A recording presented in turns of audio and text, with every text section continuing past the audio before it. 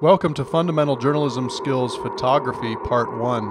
We're going to talk about basic elements of photography composition in this lesson. And on the website, there is a nice vocabulary list there for you, highlighting all of the composition elements we will go through today in the video. After the vocabulary list, there is a quiz for you as well on basic photographic composition, which I'd like you to take after watching this video. We're going to talk about rule of thirds, framing, leading lines, filling the frame, creative angles, repetition of shapes, balance, action and reaction, and take a look at some environmental portrait shots as well in today's video lesson. Again, afterwards, there's a photographic composition quiz at the bottom. We're going to start by taking a look at photographs taken by RJ Media staffers over the years and the basic fundamental building block of photo composition, the rule of thirds. Dividing the frame into thirds both horizontally and vertically, it allows the photographer to place the subject on intersecting lines, in this case the top left. Framing.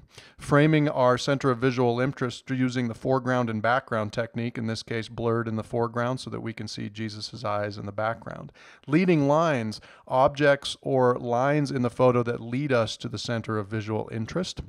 Filling the frame. I don't mind that I can't see the entire guitar player here, the back of his head, or even the background. I can see the emotion and concentration on his face as well as the guitar. Move up and fill the frame. Creative angles. We all see the world in the same strike zone, so get down, get up, get around, and let us see the world in a different way. This is a great low angle shot here.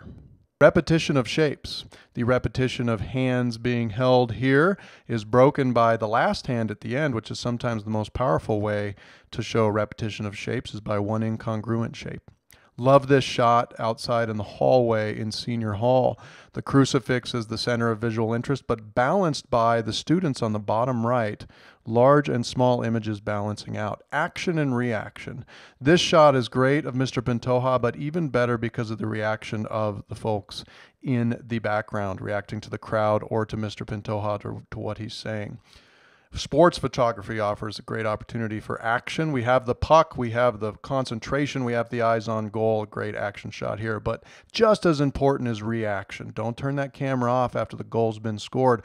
This is an award-winning sports reaction photo here. Love it. Let's take a look at some other award-winning photographs from the National Scholastic Press Association. These are photos of the year, and we can see the elements being used here. We saw a good framing shot, filling the frame, close-ups, great reaction shot here, action and reaction, rule of thirds, background, action shot, capturing the moment. Great framing shot here, as well as leading lines, sports action photography. So much can be told with one photo. Creative angles, action and reaction. Categories for each of these photos for photograph of the year. Repetition of shapes. And then I want to talk about environmental portraits. Portraits of a subject in their usual environment. Here's some great examples of award-winning environmental portraits taken by high school media students. Helps to tell a powerful story by putting the subject in their surroundings.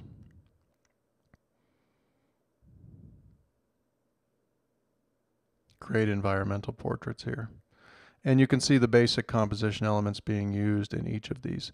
Now let's turn our attention to the New York Times photo blog and take a look at some of the shots. Themed families around the world. Low angle, repetition of shapes and leading lines, action shot, rule of thirds used there, repetition of shapes with a low angle here. Wonderful photography that tells powerful stories using the basic elements of composition. Thank you for joining me on the first Fundamental Journalism Skills video lesson, Photography Part 1. Go ahead and go back to the site and take the Photography Composition quiz, and then I'll see you for Photography Part 2.